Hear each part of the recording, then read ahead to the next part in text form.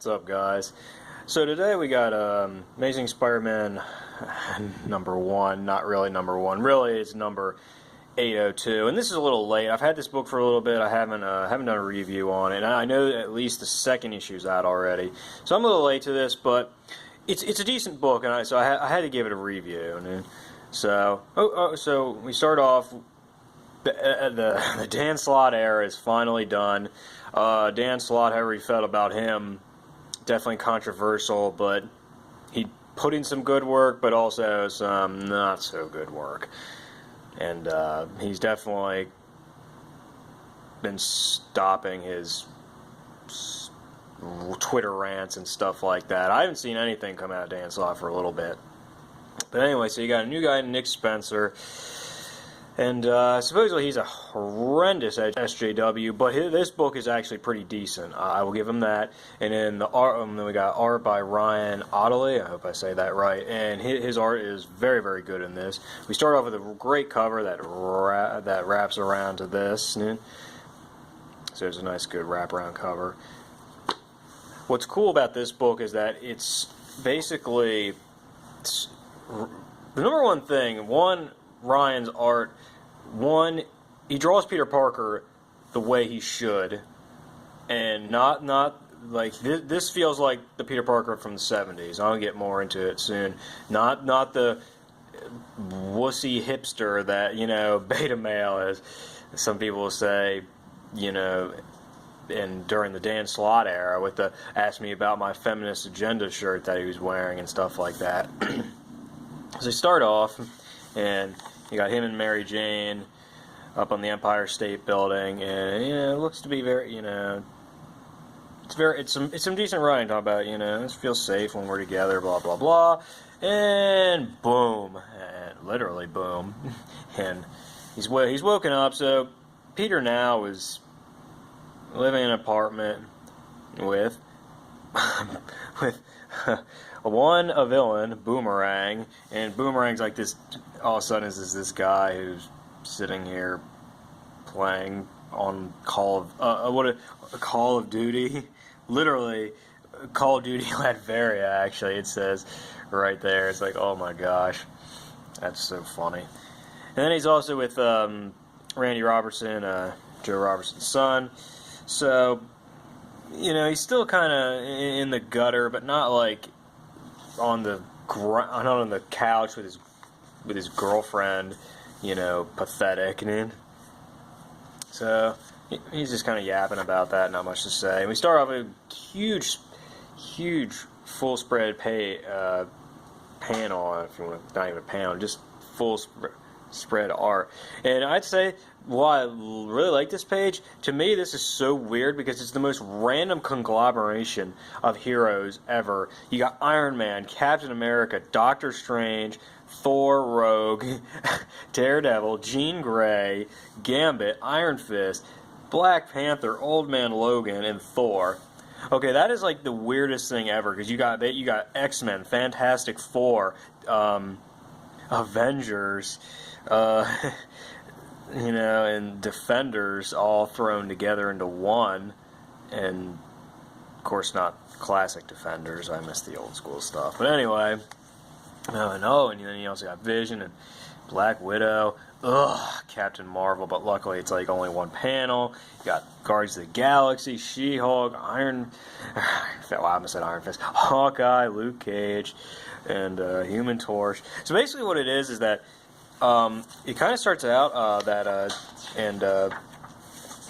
explains that the Kingpin kind of has been turning all the other heroes against Spider-Man. So they're battling these like space creatures, and Spider-Man shows up to help them, and they're just like, ugh, you, which is kind of it's condescending. I wasn't a huge fan of that. Even like he explains like basically the Kingpin has been elected mayor, and supposedly some people have said that this is a Trump reference where it's like Dr. Doom is probably right about democracy being dumb, and like, how did he get elected mayor, blah blah blah. And it's basically I think it's supposed to be a Trump reference. Some people have said that. I wouldn't have thought that if other people hadn't said it. But anyway, basically he's elected mayor, and Kingpin wants to give Spider-Man the key to the city. But it's all ploy because he's trying to just turn everybody against him. And he successfully does, apparently, because apparently, even though he's trying to help everybody, you got Daredevil, and even Human Torch, who he has a huge, great friendship with. All of a sudden, he just hates him now. It's kind of like, I'm not a huge fan of that all of a sudden. I don't know why that's done, but either way, it's the truth. And so, what happens is throughout this book, during the Superior Spider-Man, when Dr. Octopus took over Peter's body, he had wrote an essay, or like published an article all about a frickin', God, I don't even remember. I just read it and I already forgot. That's pathetic. But basically, he has a job, as a where he's talking about his job history, I should say, better. And he went from selling freelance photos to the Daily Bugle to having a nice little salary benefits, a nice little chair. He has the respect of his peers. So at ESU, what happens is that Dr. Octopus, when he was Peter Parker, wrote that article, and they're testing it. They prove that it's fraudulent, that it wasn't him, but he can't. The thing is he can't explain to everybody that he didn't forge. He didn't plagiarize Doc Ock's article, because Doc Ock was technically in his body at the time, and it's weird. So he ends up getting fired from the Daily Bugle, which is a shame, because he already lost his company. I mean, if you really go into the Dan Slott area, you'll find more about that. And lo and behold, we get Mary Jane back, and Mary Jane has just been so absent from Marvel books for the most part, except for like the Renew Your Vows thing, which I have not caught up on at all. But there's some nice little banter between them too. It's very reminiscent of of the old school days. Peter has like the old Parker luck, as he would always say. And he's he's explaining everything, what happened, and how he's basically been proved a fraud. Aunt May scolds him kind of a little bit, and says, well, it's a great line, but see, you won't even take responsibility. I hope your uncle and I raised you better than that. But see, the thing is, he can't explain it. It's a shame. And so his life is kind of in a shamble, but not like too stupid. Not like where he's living on a freaking couch, with his girlfriend, Mockingbird, who basically hates him. And as Diversity in Comics said, or I know Yellow Flash Comics, sorry. So he's like, well, she'll have sex with her guys, and he gets to watch, and he's happy, type of thing. Of course, Dan Slott has moved to his new Fantastic Four. Hopefully, I'm excited for that book. I really am. So, it goes into more about Spider-Man still battling these creatures. He's thinking about his life. So he basically, what happened once upon a time is that Peter Parker did not ever graduate from college, and Otto Octavius, Dr. Octopus' work, made him earn a degree with his name on it. And when he got his body back, became him again, he just kind of was like, oh, well, that's pretty cool, as he's explaining in this panel. And then, I took one look at it on the wall and just went with it. I went with the lie. He didn't care. He used it to help further his career. No, he didn't care. I mean, he was even in his body, so what did he care at that time? Okay, here's what it says. Otto's fancy paper, determining patterns in the random, chaos theory, and probability distribution. That's what he wrote the article about. And it's funny because he's like, what's so dumb is that I know about these things. I could have wrote that article, but I didn't. And of course I get blamed off stupid crap. So he's still battling these creatures with Black Cat there. And he says, well, if this is my last hurrah, let it be. And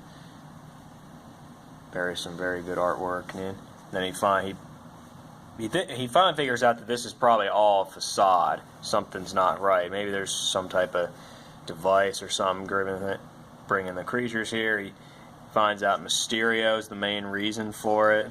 Breaks in, stops him, webs him up. Then he goes back to Mary Jane, and bam! Wow, there's a scene we probably haven't seen in a while. Him and Mary Jane kiss. Whew. Well, that's multiple things that they haven't done in forever. One, heterosexuality in a Marvel comic, and two, it being so positive and not negative, not like he's not abusive or something stupid like that. So that's very positive. Here's a quick little article about Ryan Ottley, by the way. I hope I'm saying that right. Did a huge run on a series called Invincible, which is supposedly really, really good. I have not read it, but I definitely want to check it out at some time. So he basically writes about how, this is a good new start. And Nick Lowe, the editor, explains how this is a good new start. And, he's excited about what's more to come from these guys. And I agree.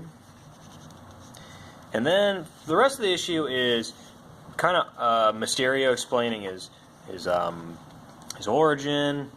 And while he's in court, and then the Beetle, who is now the daughter of Tombstone, supposedly comes to defend him, and then you got and then this crazy stuff happened. This was actually really cool. Like, she starts vomiting freaking insects, and insects eat this guy alive. And he's just terrified, has no idea what's going on. Everything's being destroyed, everyone's dying, and he's just freaking out. It's actually really cool, man. And then he's greeted by this guy. I don't even know who this is, actually. He's really cool, though, man. I don't think they reveal his name, man. He looks awesome. It's great artwork. It's really great. Flashes him back to that. He's not guilty. Then we get back to Peter Parker, and he's back at Empire State University, and he's kind of figuring out I know I've been screwed over, what's the point? What am I doing here? And she explains, someone really